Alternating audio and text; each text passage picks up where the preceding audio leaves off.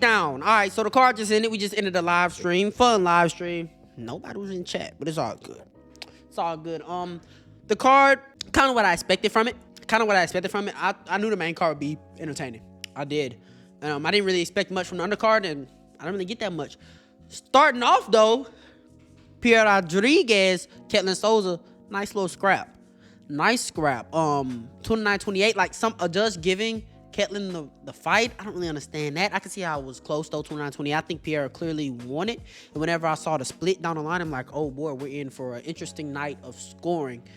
And there were some more interesting scorecards as well. We'll get to them. I had quite a few live bets, but I had Ketlin Souza plus 3.5.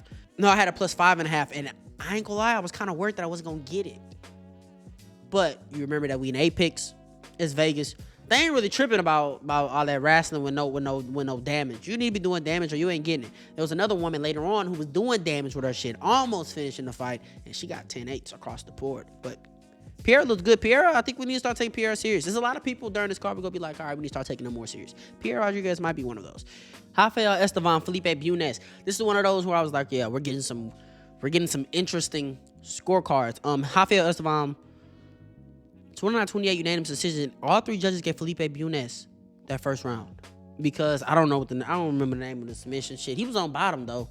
He was just squeezing. You know what I'm saying? And I'm not gonna say it got close, but Rafael wasn't really in serious danger of the fight being ended, but he wasn't able to do anything with the ground control. So I was like, I ain't gonna lie. I had Felipe Bunes plus 7.5, which means he needs to win one round on one judge's scorecard. I actually did play him live after the first round, but in this fight, this was the fight where I thought Rafael would be the one to gas. I thought Rafael would be the one to gas. Late Felipe poured on, but Felipe actually gassed. And Rafael really just stayed the course. Dominic Cruz was talking about maybe he blew his legs out with that submission in the first round. I don't think so. I think he genuinely just gassed out. He had no answer for the takedowns. He wasn't even close to the level changes. Rafael Estevam's level changes weren't even that crazy. Wasn't even that low. Wasn't really that fast. But he absolutely dominated Felipe Bunes, despite it being a 29-28. Austin Bashi, John Yannis. I'm gonna keep it a bean. Ain't nobody watch that shit, bro. Austin Bashi came in that bitch, smashed his ass. I ain't gonna lie, I ain't even watch the first round. I didn't even watch it. I didn't even watch the fight. I literally turned it back on my phone because I was in the car. Turned it back on my phone. Austin Bashi had the backpack. And it was a wrap. Domination. I ain't watched the shit, though. I mean, we knew what it was. John Yannis fighting horrible competition. Taking the fight on short notice. Didn't have good takedown defense on the lower level. Didn't even have a lot of professional fights under his belt. Then you come here against Austin Bashi, who had a competitive fight with C-Rod. Yeah. Case of disaster. And Austin Bashi's just a monster. You know, I want to see him in there with somebody good. Like, we don't have to keep throwing him cans. He is young. And a part of me is like, yeah, let's give him the Raul Rosas Jr. route, but you don't got to just keep throwing him cans, though, because I know the guy's good. I can see that he's good. I'm not saying throw him back in the deep end with the Juliana Rosas and the Milk Costas of the world, but let's see him fight, some people. Nick Klein, Andre Pulyaev showed that he was ready for the grit down, and Nick was acting like he was about it. Nick was acting like he ate his grits, but he had oatmeal. Okay, Andre Pulyaev had his grits this morning. Andre Pulyaev, you could literally see after the first round, okay, the final minute, maybe Andre didn't steal that round back, but in the final minute of that round, you say, okay, Nick's gonna gas, he's gonna be in trouble in the later rounds. Trust it. Andre Pulyaev had a money line. Comes out in the second round. Nick Klein tries to muscle him around. Andre Pulyaev literally stayed calm, defended, didn't exert too much energy. He knew Nick was gonna do that for him. Broke away from the clinch. Nasty body kick. Hurt him bad. Body kick, correct? Andre Pulyaev, body kick, hurt him bad. Nick Klein was absolutely gassed with 4 minutes left to go in the second round. I mean, you kind of just knew the writing was on the wall. Nick Klein, horrible striking defense, not really a good striker, and he kind of desperately holds against the clinch, kind of panic wrestles when he doesn't even need to panic wrestle, and Andre Pulyaev put him away. I think it was a body kick. Another one right here, like, I ain't gotta lie. I ain't watched this one for real either. I was on the way to Target to get some more batteries for my remote for my live stream. I didn't really watch this one either, but I kind of paid a little attention here and there, and from what I saw was Tresean Gore early was able to defend the takedowns. If Adolfo Vieira did get a takedown, he was able to pop right back up to his feet. But he switched to the fighting nerds gym for this fight, and there's a lot of fighting nerds that suck. There's a lot of fighting nerds that people don't even acknowledge as the fighting nerds. When you think fighting nerds, you think the Big Four, but the fighting nerds was here way before the Big Four. It's going to be here way after the Big Four. So I'm not trying to say he has the fighting nerds aura, but he came out and his jab was on point. He was jabbing to the body. He was jabbing upstairs. He had power in his jabs. And he was able to pressure Tresean Gore back while shooting the takedowns, while throwing leg kicks, while utilizing his jab with an occasional right hand to just pressure Tresean Gore back and just stay ahead of him per round. I think 30-28, 30-27 was the perfect scorecard. Yeah, Rodolfo Vieira, 1 for 14 on takedowns. Crazy. But he was able to pressure him back. Tresean Gore wasn't able to let his hands go. And we talked about that in the breakdown. Was Tresean Gore going to be gun shy? Was going to be able to let his hands go? Is his opponent going to let him let his hands go? And if his opponent lets him let his hands go, then we're in for a fun fight. But if he's a little gun shy and he's getting backed up and now he's in a clinch and now he has to defend and now he's worrying about a jab that's stabbing him and the jab's kind of getting him on notice, he ain't going to really fight to his full potential. And Rodolfo Vieira fought a beautiful fight. This is when things start to go downhill for your boy. Because I go Rinya Nakamura by points. I'm looking at Nathan Fletcher. I'm like, he's Paddy Baddy's training partner. And I'm not going to say he fights a lot like Paddy the Baddy, but they have similar striking styles where they like to hang out at range and kick from range. That's their style. Not a lot of boxing. Not really great in the boxing. Hang around, poke from the outside. Whenever you get in, grab a clinch, and play the jiu-jitsu game. So I'm thinking Rinya Nakamura's going to come here, get his takedowns, clinch, get his takedowns. Nathan Fletcher jiu-jitsu's going to keep him safe. Rinya Nakamura comes out looking fast, throwing wild shots, throwing wild overhands, but looking fast. But big overhands. He's doubling up on left overhands, ducking. Nathan Fletcher's trying to hang out on the outside. Because like I said, Nathan Fletcher's boxing isn't that great. Rinya Nakamura goes toes to the liver, body kick, nasty. Nathan Fletcher tried to go poker face. Body shut down. Moreno versus Kai Kara-France style. He couldn't hide it no more. Rinya Nakamura cleans him up. Now, I don't want to say it's a little anticlimactic, but it feels a little anticlimactic. You would like to see more exchanges. Good bounce back, way to bounce back from Rinya Nakamura. Nathan Fletcher, that's tough. But you would like to see more exchanges in the fight just to really see how well Rinya's going to be able to implement his wrestling since he wasn't able to implement it at all in his last game. How well would his boxing be successful against Nathan Fletcher's style? But when you land a perfect shot, you can't be mad at it. So, beautiful finish. Not a lot to break down here. Rinya Nakamura finish over Nathan Fletcher. That's tough, Nathan. That's tough. Kyle Logren, that's tough. Then the main card starts, and we're starting to have some fun. Danny Silva versus Kevin Vallejos. Both guys, they had they grit to them on, and they just got better and better and better. Even we got Neil Magny getting a finish, but let's just hold on for that. The whole main card, entertaining. Whole main card was good. Unbiased. And I was like losing slips. It was fun. I had Kevin Vallejos by finish. Didn't play out that way. Kevin Vallejos, big power. Danny Silva has that weird guard though, where he's kind of rolling with shots and he's tucking his chin to where he's absorbing it on the head or to hit the shoulder before he hits him. But Kevin Vallejos landed a lot of clean shots as well. Big left hooks, big right overhands, dig into the body. Danny Silva was doing his thing, throwing the knee up the middle, hands down style, kind of e-boating. He was coming forward a lot, but at the end of the day, Kevin was outlanding him, winning all the grappling exchanges as well. I mean, I think the right person got his hand raised. Kevin Vallejos more damage. Kevin Vallejos outlanded him. Kevin Vallejos out-grappled him. Danny Silva showed that he's tough. Chin made a steal, but he also showed how hittable he is. That's what really made us lean Kevin Vallejos. Yeah, you high volume, you landed 8 strikes a minute, but you also get hit with 8. And Kevin Vallejos probably has the best boxing defense that he's fought in his career. So it was writing all over the wall. Kevin Vallejos, does it hurt him that he didn't get a finish? Maybe, in the eyes of a lot of people, but I think he's still good. I think he's still Elite Pulyaev at home. But you would like to see a finish, right? But Danny Silva only lost 1 fight in his career. This is the second fight he's ever lost in his career. He's known to box, and he's never been put away. So take it how you want to take it. Real man got to admit when he wrong. I was wrong, yeah. The breakdown might have been 30 seconds for this fight. I was like, guys, we're overthinking this. Neil Magny's not going to be able to get the clinch on Zaleski and just hold him there and do all that. And yeah, Zaleski struggles with long-range strikers, but Neil Magny don't have the Randy Brown power. What? He don't have the chitty bang bang power. And it was looking to be true. I mean, first round was close. I really don't remember the first round. Second round, Zaleski comes out immediately, takes him down. He's working on top of Neil Magny. Not doing a lot, but he's working. Neil Magny ends up getting up, threatening a Darce choke, knees. Zaleski's kind of hurt a little bit. Right hands from Neil Magny. Neil Magny trips him. Neil Magny ends up on top, flattens him out, back mount. Ground and pound TKO for Neil Magny. When is the last time Neil Magny When is the last time Neil Magny had a TKO? It was Mike Malott in 2024. Forgot about Mike Malott. Forgot that he broke and quit in that fight. Before that, a guy by the name of Craig White in 2018. I'm gonna be honest with y'all, I don't know who the fuck that is. Celestino dos Santos, you're done though, kid. You're done. It's over. Battle of the Unks, you lost it, and I didn't even think it was gonna be. I thought everybody was overthinking it. Well, Celestino dos Santos is gonna be able to take this guy down. He's denser, he's stronger. On the striking, he's gonna be throwing big bombs. He's gonna be able to do his thing. No, Magny looked good in the striking. His long 1-2s, his long jab, then knee up the middle. Magny turned back the clock a little bit, or maybe you could say he's just been the same guy. He's just been fighting killers. However you want to say it. Let's move on though. This is another one where I thought the grits would come into and play a factor. I was wrong. Plus 3.5 almost hit. Nora Cornolle gets 10-8. I want to say it was the second round she got 10-8. Yeah, the first round was competitive. I want to say Carol Rosa may have been up on the numbers, or maybe up on the numbers in the first round. The first round was close.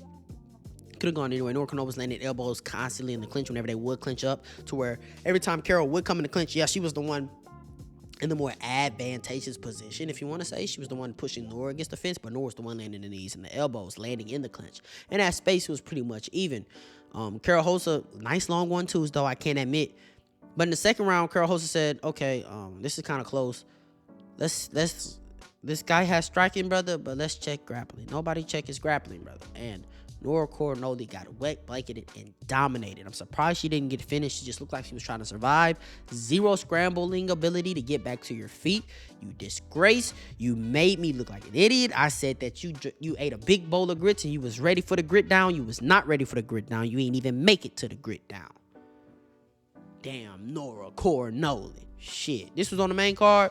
This was on the boring fight on the main card. I said the main card was a banger. This fight was bullshit. You know, if I didn't have a bet on this, I kind of wish Carol Rosa would have gone ahead and finished her. And Carol Rosa, I ain't gonna lie, she was looking for the choke so much. If she would have just mounted, kept a strong base and just punched away for the last 30 seconds, she would have got her out of there. You looking too much for the choke, punch this girl in her shit while you mounted, while you got her flattened. You could have got a finish. Could have made this night go by quicker.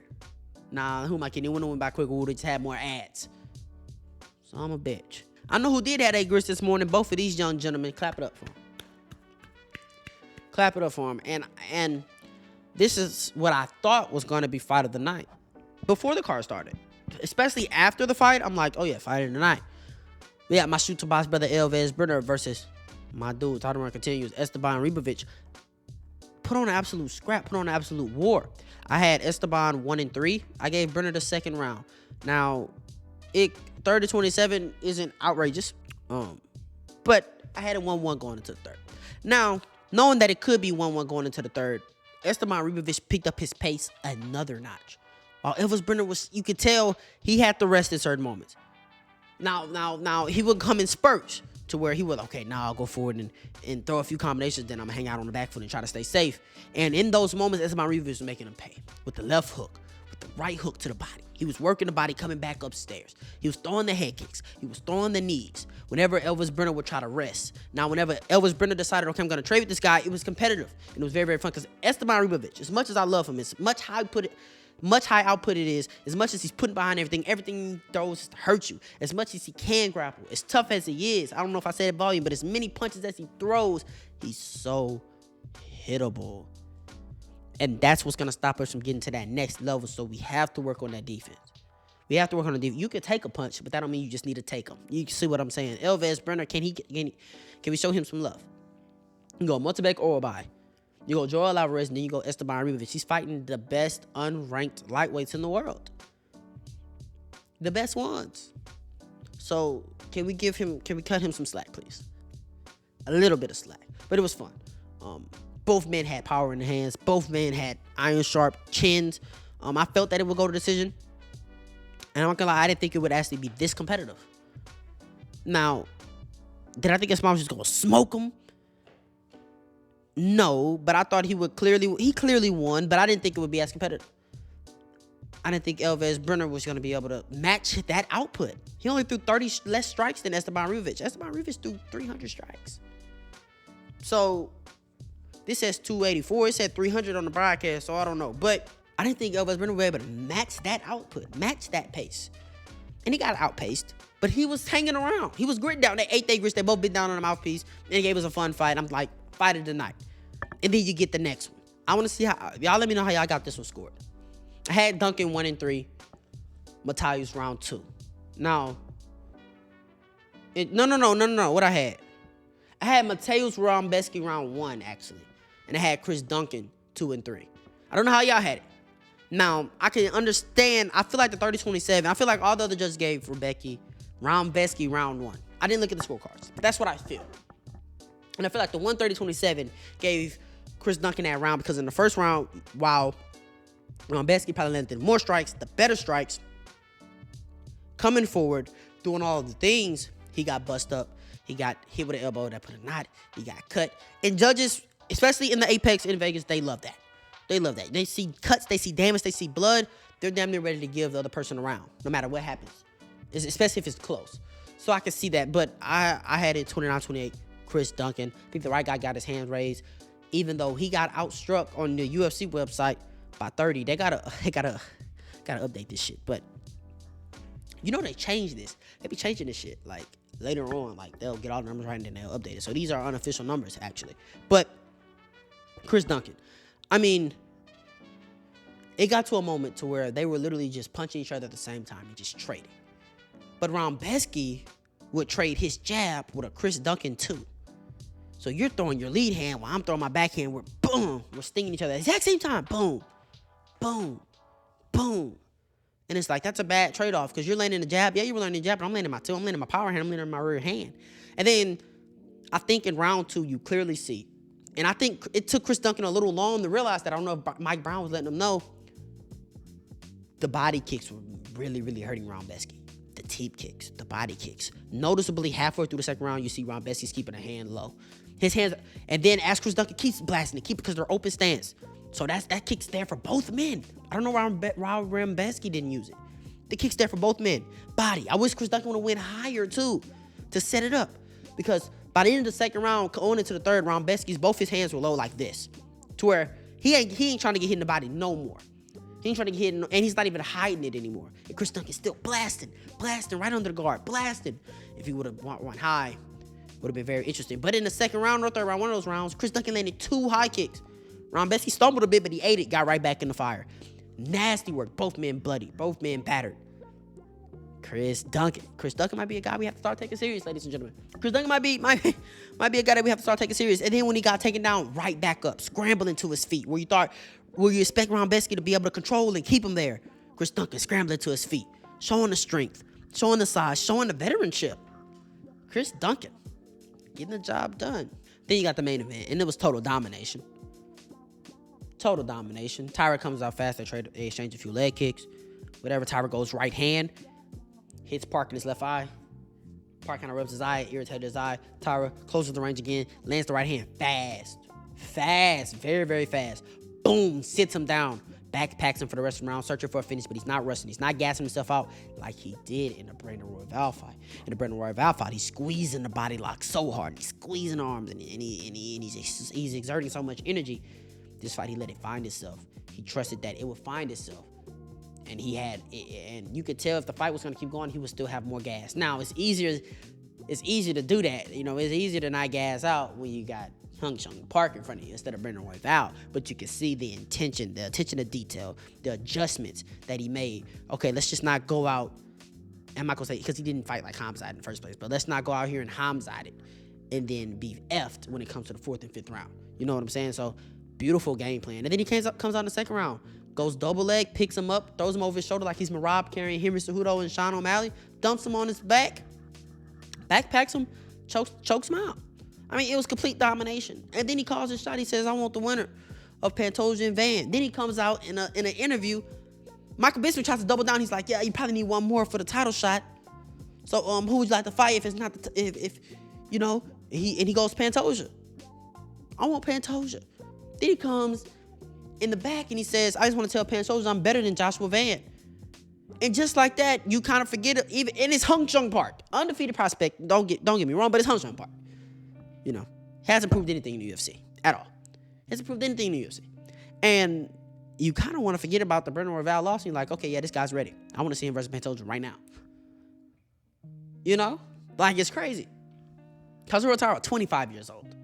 Joshua Van, 23 years old. I mean, the youth in the division is coming. Sign Muhammad Makayev back. Was he 28 years old? You know? The youth. Let's get the youth back. You know, I was like, man, I want to see him fight Steve Erceg.